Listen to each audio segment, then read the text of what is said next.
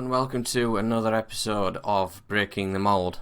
Today's episode is actually the penultimate episode of the series.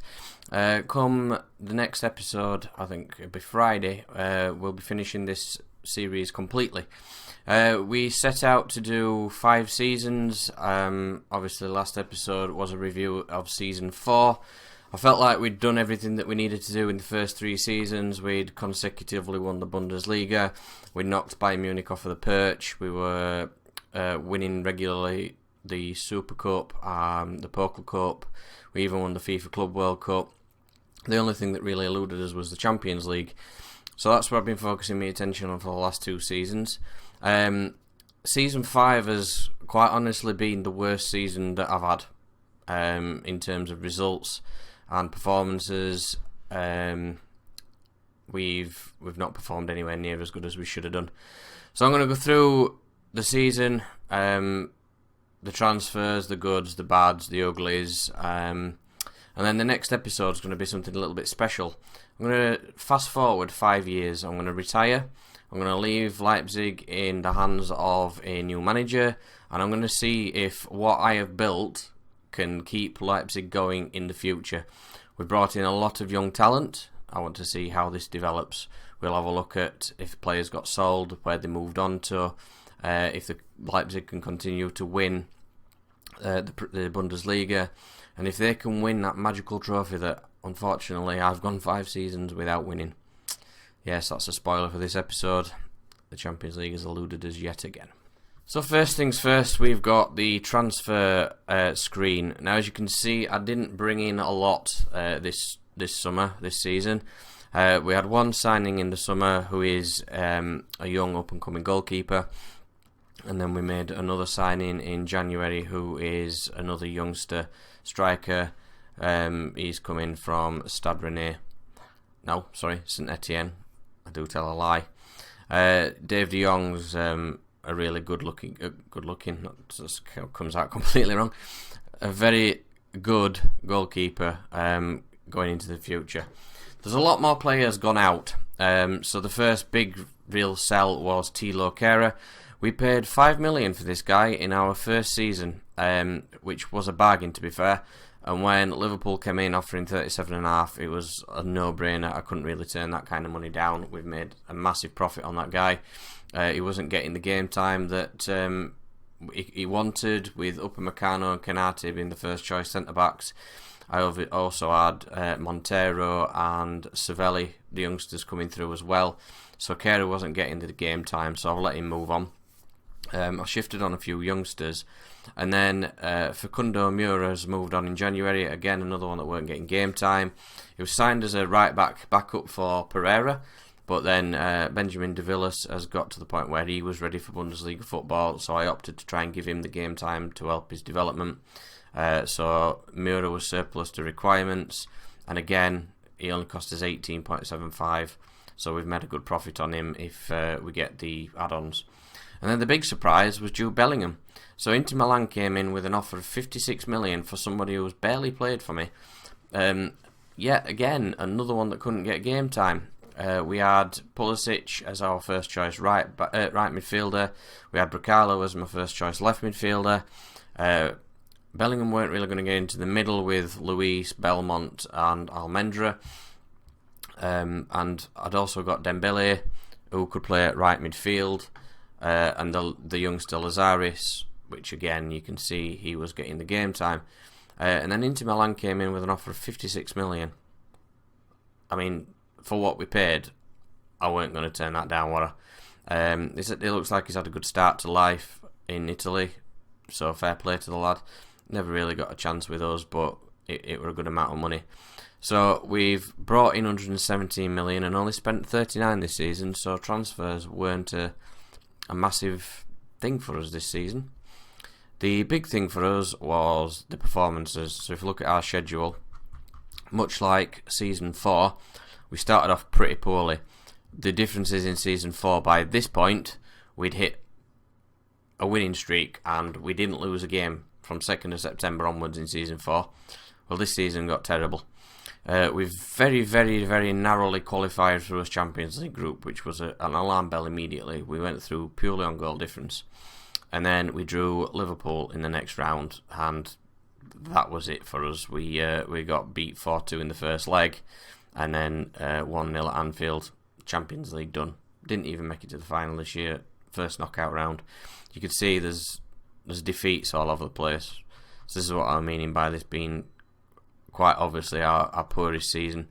If you go back as far as season 1, that's before I'd built my team. Then in season 2, we only lost back end of season. That was first defeat in the league. We lost to City in the Champions League, but still knocked them out. Last season, like I say, we had the poor start, but it's just this year. It's just not been good at all. There's not really a lot else to tell you about. To be fair, it's going to be a short video. It's just an update on what's gone off. There's been no transfers hardly. We've had some fantastic results with the 8-2. We beat Bayern 6-0 somewhere as well there, which were a great result. Bayern have actually finished third. So, as I said, I feel like we've achieved what it was that we set out to achieve. We've knocked Bayern Munich off of the perch.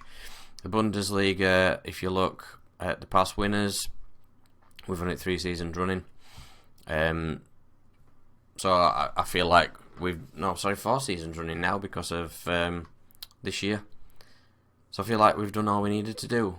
I'll move on to have a look at the end of season awards, just to have a look, see what the fans thought and the board thought. But this is really the end of the Breaking the Mould series. I have enjoyed this save. Leipzig are a cracking team. They've got some quality talent, a lot of money behind them. I know they get some criticism because obviously the Red Bull affiliates, but the young players that they've got are quality. Timo Werner is definitely a future star for Germany. I'd be very surprised if we don't see him in Premier League at some point. There's obviously the youngsters that we brought in. Deo Upamecano's another one that's at the start is just about ready to break in. If you do give him the game time, he will develop to be a fantastic player.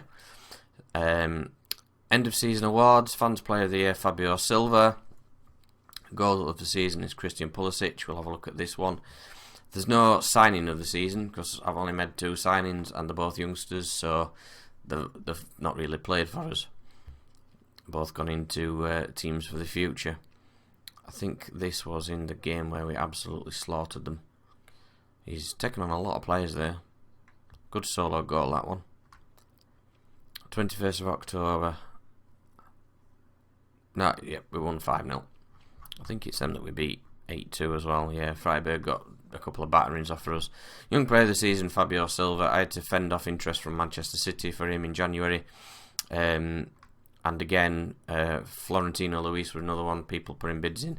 At one point, Chelsea offered 96, which I turned down, and then Bayern Munich came in with 67. I was like, have you just seen what I've rejected and you're offering £30 million less? It's not going to happen, is it?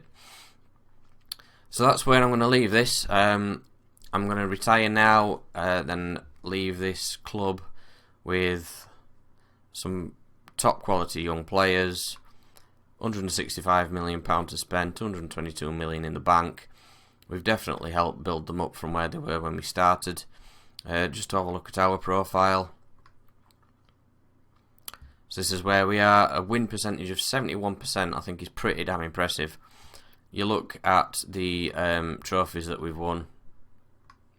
It's just like non-stop in it. Let's have a look at it down here. Pokal Cup, Super Cup, Bundesliga, Pokal Cup, Club World Cup, Super Cup, Bundesliga, Super Cup, Bundesliga, Pokal Cup, Super Cup, Bundesliga. So yeah, we've done what we needed to do.